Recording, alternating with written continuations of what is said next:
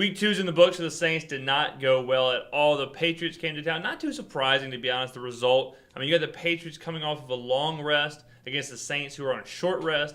The Patriots coming off of a loss. They don't ever lose back-to-back games. I think Tom Brady's only been 2 games under 500 once in his career. That was his first year. So something the Patriots just don't do. They don't lose multiple games. So I don't think anyone expected the Saints to win this game. I know I certainly didn't. But I was in the Dome for this game. So I went to the Dome, went and watched the game live. First off, there was a outrageous number of Patriots fans there. I think New Orleans is kind of the location that a lot of season ticket holders go to for their away game. I think they allocate an away game that they all go to as one. And it usually is the Saints, because New Orleans is a fun city to go to. It's in a dome. You don't have to worry about weather. It's a decent city to travel to and enjoy outside of the game. So there was a ton of Patriots fans. I mean, on certain plays, it was almost a road game. But to the actual game, I'm seeing a lot of people on Facebook and Twitter, and even in the stands at the game, they were kind of upset about the wrong things, in my opinion. They're upset about Brees. They're upset about not scoring enough points. But really, there's 2 problems with this team. And I said it in Minnesota, and I said it before the season. The first problem is the offense has absolutely no identity at all, whatsoever. Before this season, you would say that the Saints are a team, they're going to go out there, they're going to throw the ball all over the field, they're going to score 40 points, and good luck keeping up with them. And that's it. And that's what they were. You're going to play them in the dome, you're playing them inside on the fast track.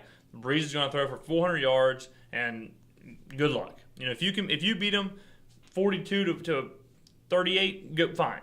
That's a win for you. Good deal. But what I'm watching with this team is they have no idea what they are. They're either running the ball, they're either putting in crazy packages for Kamara or Ingram. I've never seen so many plays that are designed, like these cute little plays to set up something or screens or draws or Kamara going out wide it's getting away from what the Saints are. And I said that when they signed Adrian Peterson and drafted Kamara. And I think if you go to the videos on this channel, you'll find me talking about this exact subject. Sean Payton right now is like that little kid who has too many toys. He got a bunch of toys for Christmas, so he plays with all of them for like 30 seconds and really never actually plays with any of them. Because if you play with all the toys, sporadically, you don't ever enjoy them. That's what Sean Payton's doing. It's so sporadic with him, Ingram, and Kamara that he's not setting, the offense can't set a tone. The offense can't be like, all right, this is what we're going to do. Because every time one comes in and one goes out, the offense changes. Oh, Adrian's in? Okay, well, we're more of a normal team now. We're kind of a slower paced team. Ingram's in? Okay, we're the team we were last year. Kamara's in? Okay, well, now we're like the Steelers. Kamara's in the slot. Kamara's all of a sudden the number 1 receiver when he's in the game. I mean, the amount of touches that he's getting, it doesn't make any sense why you went and got Adrian Peterson. Adrian Peterson had 6 carries against Minnesota, 8 carries against New England. So you don't need Adrian Peterson. And when you use him, he jumps in for a run, jumps out, jumps in, jumps out. And by the end of the game, he did absolutely nothing. There's no reason for him instead of Mark Ingram, especially with Kamara. So I'm not very happy about the offensive play calling. I think the play calling, to me, is the main issue. The play calling from Sean Payton, you can tell the offense is just not looking good. I mean, against New England, 20 points in a game that was an absolute shootout where they're throwing the ball all the time. Not great. Minnesota totally dominated our offense. Brees made it look all right in the second half with, I think he put up about 200 yards of passing in the second half, but he ended the first half with like 70 yards, 60 yards passing, which is not Drew Brees. Now, another problem I have with Sean Payton, and another problem, this goes into what I've said before about Sean Payton, is on the field's one thing, but him and whoever's making the decisions for the Saints are awful at roster development, whether it's through trades, the draft, or free agency. And this is another example. You let Brandon Cooks go, okay? You don't refill it at all. No refilling. The Saints window to compete, because, I mean, it was a Super Bowl window, and that's long gone. But now it's a window to win the division, get into a playoff spot, and that's it. That's what the window is while Drew Brees is there. As long as you have Drew Brees, as long as you have a stud quarterback, and you can make the argument that Drew Brees is a top 5 quarterback in this league still, which means if you have a top 5 quarterback, you have a chance to go to the playoffs. That's how the NFL works. I don't care how bad your team is. If it weren't for Drew Brees, these 7-9 seasons, whoo, they'd be 2-win seasons really, really quick. So Drew Brees, as long as we have him, the window is there, right? So the window's there. So you let Brandon Cooks go for an awful trade, mind you. A year after, 2 years after, letting Jimmy Graham go for an awful trade, mind you. In neither of those trades, neither of those situations did they refill the position. Neither. And you can say Colby Fleener, Ted Ginn, whatever. They're not the same level. So you're taking away your best assets, Drew Brees. You're taking away your best asset's best asset and not refilling it at all. So now you have Drew Brees, who is your only weapon and your only chance at winning, and you're depleting him of what he has and not giving him any help at all. So of course Drew Brees is going to struggle, and then of course it trickles down. Of course Michael Thomas is going to struggle because he doesn't have a receiver to take pressure off of him like Brandon Cooks did. I like Ted Ginn. I think Ted Ginn's really good. Ted Ginn does not demand the kind of coverage that Brandon Cooks does. So now what happens? Michael Thomas is on their number one cornerback. They're focused on Michael Thomas, and they're shutting him down. And actually, he's been pretty good. He's averaging probably 5 receptions or so a game, which is pretty sporty. But there's no one else to throw to.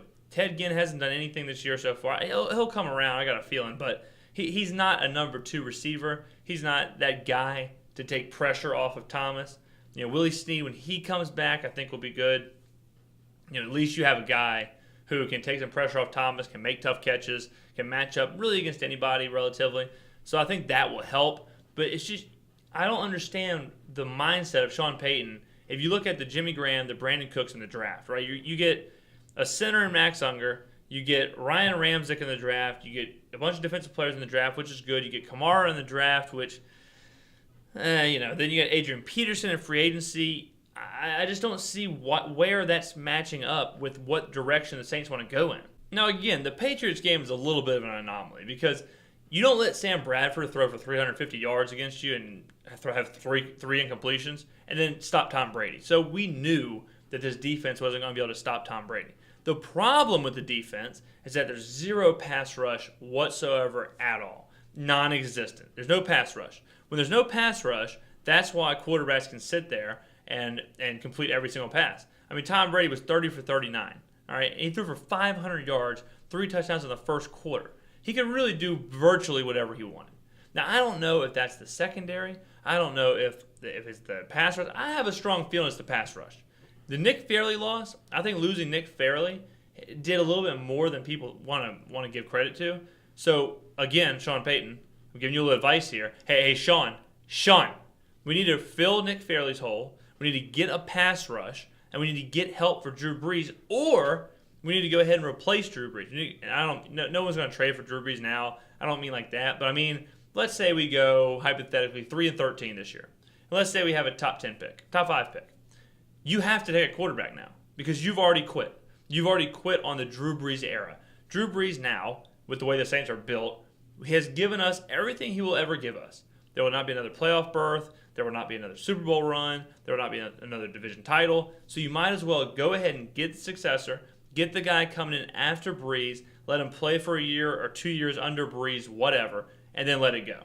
Whether it's Rosen from UCLA, whether it's Darnold from USC, whoever it is, go get that guy, let him sit under one of the best to ever do it, it's certainly the best Saint to ever do it, let him learn, and then rebuild for those few years, and then once Brees is done and the new quarterback's in, we can open a new window. But right now, the Saints window, in my opinion, is completely shut because of our awful, awful, awful defense and our awful, awful play calling.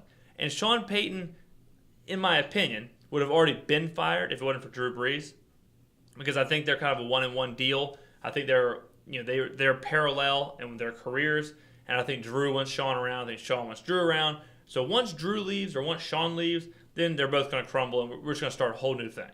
Hopefully Sean leaves before Drew does, but I have a strong feeling that they'll stay until the end, depending on how bad this season gets. Because, I mean, our schedule, the Saints' schedule is really tough. Go look at their schedule. They could be 0-6 in a heartbeat. I mean, I'm looking at the rest of their schedule right now, right? So we got the Panthers next at Carolina. Then we play in London against the Dolphins. Then we play against the Lions. Then we play against the Packers at Lambeau. All right, so let's say we're going to lose to the Panthers. Let's say we just so happen to beat the Dolphins in London. Then you got to go and play the Lions, who are, a good team. and then you got to go to Lambeau, which is a loss.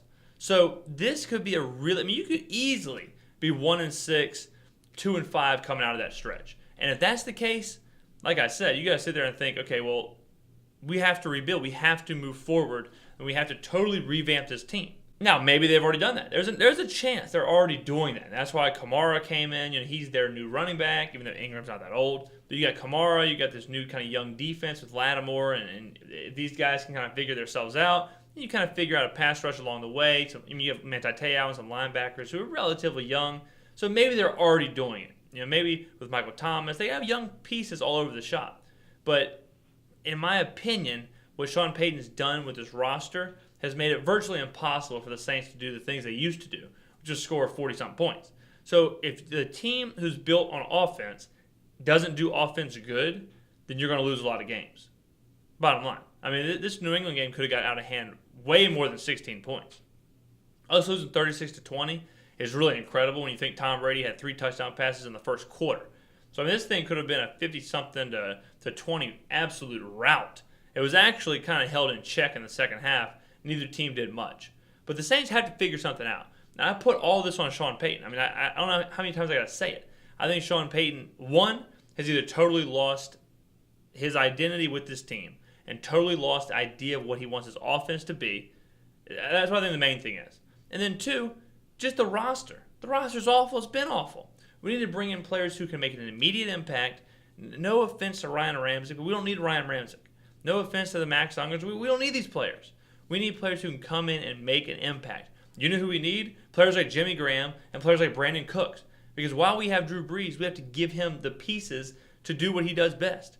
Right now, he's trying to do, I mean, you talk about a rapscallion crew. He's trying to do the most with the least right now. I actually feel bad for Drew Brees. I really do, because he's there, and New Orleans now, in the final few years of his career here, have done absolutely nothing to help. It's not like Brett Favre when Brett Favre was finishing up in Green Bay, when they just wouldn't give him help, and he had a wide receiver corps that he did whatever he could do with them, and that's it. Whatever Drew Brees can make out of these players, that's what they'll be.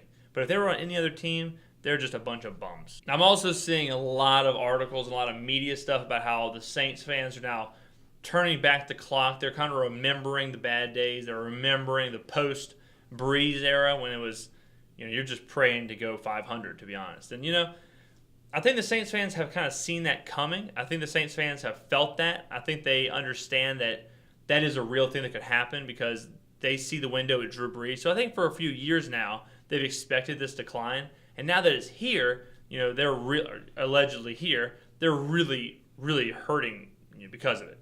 What I would say to those guys is, look, the reason that the Saints were so bad for so long is because of the quarterback situation. Once they got a good quarterback, they were there. So all that you have to hope for is that if the Saints are bad, they make a good selection with the quarterback of the future, like I said, whether it's Rosen or Darnold or whoever it is from college. If they can get one of those guys, then there won't be a paper bag Aints era. That won't happen. But if Sean Payton is making the roster decisions, Sean Payton has proven that he's not very good at that. He's not very good at these roster decisions. He's like 0 for 40. I mean, this guy, you're talking about like Drew Brees, that signing, bringing in Drew Brees, past that, pretty much garbage. Pretty much just absolute trash. So a lot of the future of the Saints is on the general manager and Sean Payton, if Sean Payton's around, for who they want to bring in after Drew Brees. As far as right now goes, I hate to say this, but I would not expect too many wins out of the Saints this year. This year could cause a lot of drinking on Bourbon Street.